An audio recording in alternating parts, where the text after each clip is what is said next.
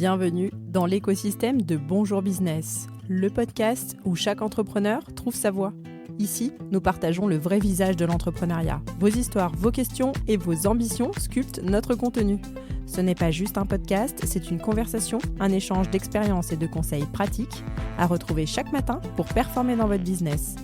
Je suis Julie Stagnetto, votre hôte, et fière de co-créer ce podcast avec vous, les auditeurs. Installez-vous confortablement, le podcast dans vos oreilles, et c'est parti.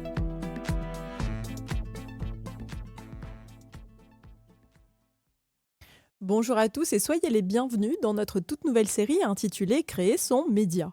Si vous êtes entrepreneur, dirigeant, créateur de contenu ou que vous cherchez simplement à élargir votre présence en ligne, ce premier épisode vous aide à comprendre les fondements de la création de votre propre média.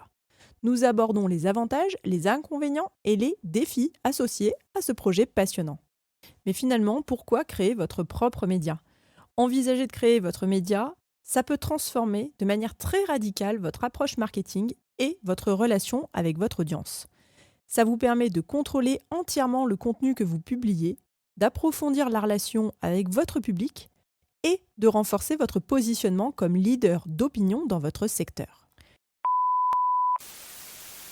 Arnaud, designer de marque, je pense que créer un média est intéressant dans le sens où il permet de diffuser un contenu de manière originale.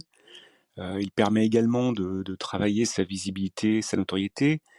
Cela permet également de montrer son expertise ou en tout cas d'en parler. La difficulté que j'y vois, c'est que c'est un exercice très chronophage. Et aujourd'hui, quand on voit le nombre de médias ou de personnes qui se penchent sur la question, il est très difficile de trouver une ligne éditoriale ou un contenu ou un format qui puisse intéresser. Alors peut-être que déjà, la première question que vous vous posez, c'est de savoir qu'est-ce qu'un média ? Un média, ça va prendre différentes formes et nous, on va aller sur du média digital pour aujourd'hui.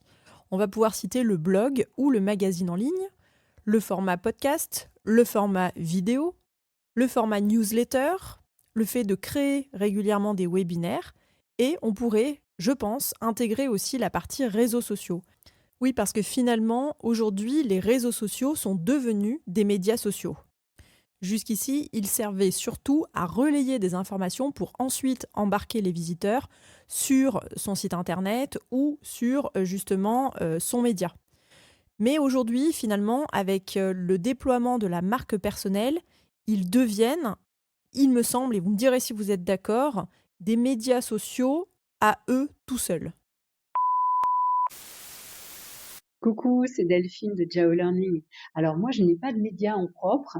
Je publie des posts sur LinkedIn assez régulièrement sur le learning, le futur du travail, la EdTech.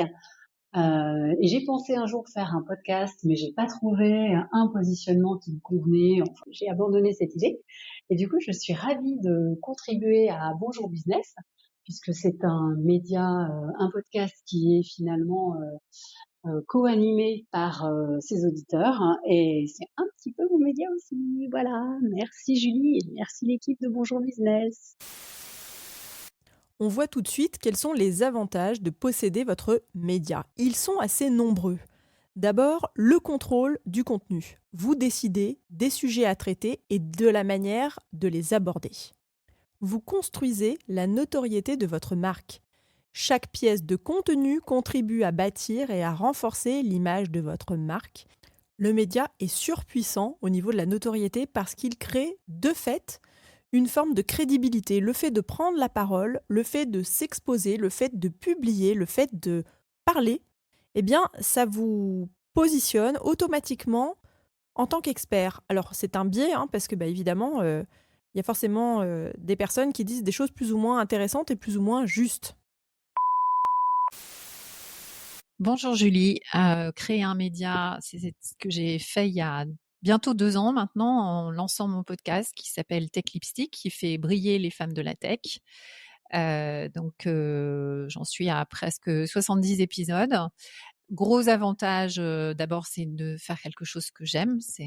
J'ai choisi ce média pas par hasard et l'avantage que j'y ai trouvé, c'est surtout de faire grossir mon réseau de manière extrêmement qualitative avec des personnalités très en vue dans le monde entrepreneurial et dans le monde de la tech. Le gros inconvénient, en revanche, c'est, le temps que ça prend et le temps que ça prend surtout, pour se faire connaître puisque la découvrabilité des podcasts est très faible.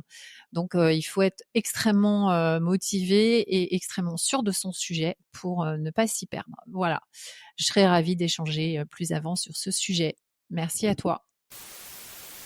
Le troisième avantage, c'est l'engagement direct. Votre média vous permet d'interagir directement avec votre audience sans intermédiaire, ce qui va vous permettre de construire une communauté fidèle autour de votre marque.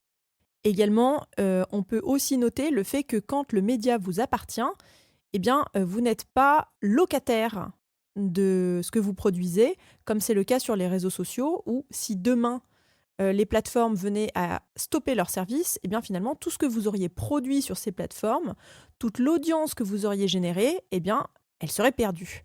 Lorsque vous créez votre propre média, donc c'est là où c'est vrai que les réseaux sociaux devenus des médias sociaux, ça pose question, parce que ce sont des médias dont on ne peut pas être propriétaire. Alors que si vous avez votre site internet avec votre partie blog, il vous appartient. Si vous avez votre podcast, vous avez vos enregistrements, idem pour les vidéos, idem pour les newsletters. Donc voilà, c'est un vrai sujet, mais le fait de ne pas avoir d'intermédiaire, c'est déjà très bien. Le fait d'être propriétaire, j'allais dire, c'est vraiment jouer la carte de la pérennité. Mais, voilà que créer et gérer un média n'est pas non plus sans défi. La première chose, c'est qu'il faut quand même des ressources assez significatives pour déployer son média. Il faut du temps, des compétences et le plus souvent de l'argent. Exemple, on se dit on va déployer un podcast, on se dit c'est bon, j'achète un micro et puis un casque et ça ira tout seul. Alors non, parce qu'en fait le micro au début on en achète un pas trop cher, mais le son il faut le retraiter 1000 fois et donc au final on perd plus de temps que si on en achetait un bon tout de suite. On achète une perche en se disant ça va être super, comme ça je vais pouvoir régler. Et en fait, il faut savoir que les perches de premier prix ne se règlent pas à moins de se suspendre pour pouvoir la faire descendre. Donc après, on achète plus cher. Et puis après, on se dit qu'il nous faudrait un casque. Et puis après, on se dit qu'il faut une plateforme de diffusion. Et une plateforme de diffusion type Ocha, c'est une trentaine d'euros par mois. Donc c'est à peu près 400 € par an.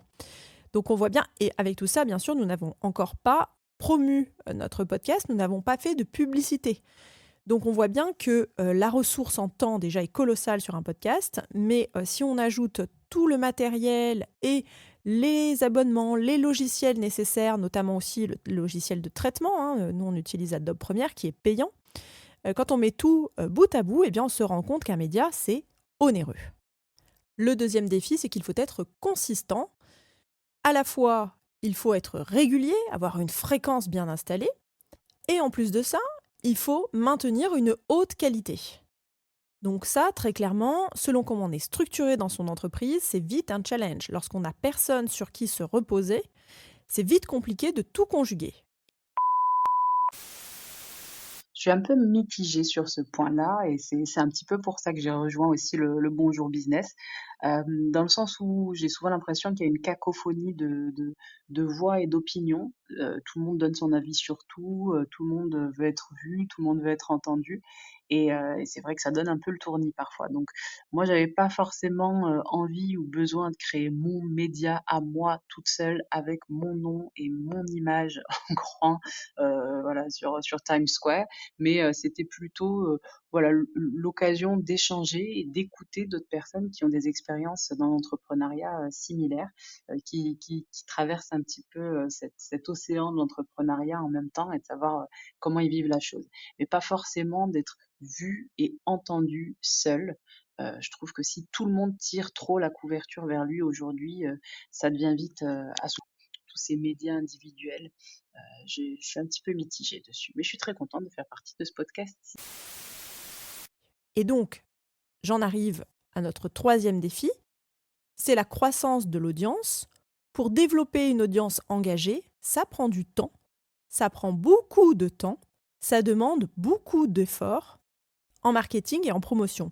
On estime que le fait de produire le média représente 20% du travail, quand le fait de le promouvoir représente donc 80%. C'est énorme. Alors comment surmonter ces défis ? Bon, alors En substance, je vous donne 3 stratégies qui, à tout le moins, peuvent vous soulager. La première chose, c'est d'avoir une planification stratégique de votre contenu et c'est plus globalement de se montrer stratégique. Alors, créer un calendrier éditorial pour planifier vos publications en avance, eh bien oui, ça va vous permettre de vous soulager notamment en termes de charge mentale, mais vous pouvez aussi utiliser les techniques qui sont celles de batcher, donc fonctionner par bloc pour grouper vos moments de production de contenu. Vous pouvez processer, productiviser et documenter. L'idée derrière les process, eh bien, c'est d'automatiser pour gagner du temps. Et le fait de documenter, eh bien, c'est de préparer le fait de déléguer une partie de la construction de votre média. Et on en arrive donc au deuxième point. Pour surmonter ces défis, la délégation et la collaboration. Ne tentez pas de faire tout seul. N'hésitez pas à collaborer avec d'autres créateurs de contenu, avec des freelances. Bref, embauchez des talents autour de vous pour vous aider et aussi pour vous concentrer sur votre zone de génie. Si vous n'êtes pas bon en montage, que vous ne savez pas gérer Adobe Premiere, par exemple, eh bien, pourquoi finalement passer 3 heures à essayer de faire un montage quand vous pourriez embaucher quelqu'un 1 heure et vendre, vous, vos 3 heures pour votre domaine d'expertise. Je l'ai un petit peu dit et je le redis, pensez à utiliser des outils de gestion. Alors, gestion en interne pour structurer votre méthodologie, pour avoir votre calendrier, on l'a dit, mais aussi utiliser un maximum de processus, donc épingler les endroits où vous pourriez automatiser. Donc pour cela, eh bien, ça va découler aussi de votre documentation. Votre documentation, elle vous permet de déléguer, mais elle vous permet aussi d'épingler les endroits où vous faites des tâches récurrentes qui ont peu de valeur ajoutée et qui pourraient être automatisées. Pour cela, je vous renvoie vers notre série dédiée à l'intelligence artificielle. Voilà, et donc maintenant que vous avez fait tout ça, eh bien, pensez à mesurer l'impact de votre média. D'abord, ça va vous permettre de voir si c'est efficace ou pas, d'épingler les points à améliorer. Et puis, si ça fonctionne, ça peut aussi être une source de motivation. Donc, il y a la partie des statistiques pour les données quantitatives, mais n'oubliez pas la partie qualitative. Quels sont les feedbacks de votre audience ? Encouragez les retours de vos lecteurs ou de vos spectateurs pour comprendre ce qui fonctionne et ce qui doit être amélioré. Pour conclure, créer votre propre média, c'est vraiment une aventure en soi. Déjà, parce que créer un média, s'engager auprès d'une audience, avoir un format à soi où on parle de ce dont on a envie, comme on en a envie déjà, c'est déjà en soi une aventure. Mais en plus, ça peut très considérablement augmenter votre visibilité. Donc la visibilité, on va parler de votre marque, y compris si c'est une marque personnelle. Et également, point super important, renforcer votre relation avec votre audience. Les défis, vous avez vu, il y en a. Avec une stratégie bien pensée, des outils, de la délégation, vous allez en partie alléger cette partie-là. Voilà, en partie, bien sûr, parce que dans tous les cas, ça prendra du temps et le retour mettra du temps aussi. Donc, le plus important, c'est de ne pas se décourager. Mais ceci fait, votre média est une véritable force pour votre entreprise à l'heure où nous parlons en 2024. Je vous remercie d'avoir écouté ce premier épisode. Restez avec nous pour le prochain où nous explorerons comment votre contenu peut devenir le pilier central de votre stratégie média. Je remercie l'ensemble des co-créateurs et des intervenants que vous avez pu écouter durant ce premier épisode. N'hésitez pas à faire de même et à nous rejoindre sur bonjourbusiness.fr. En attendant, je vous remercie pour votre présence. Ne partez pas, j'ai besoin de vous.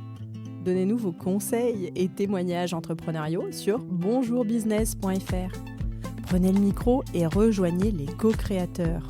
Abonnez-vous pour retrouver les prochains épisodes directs dans votre bibliothèque. Chaque avis que vous postez sur Apple Podcast nous permet de vous offrir l'accès à notre espace Notion exclusif. Pensez-y. On se retrouve de l'autre côté. Merci pour votre présence.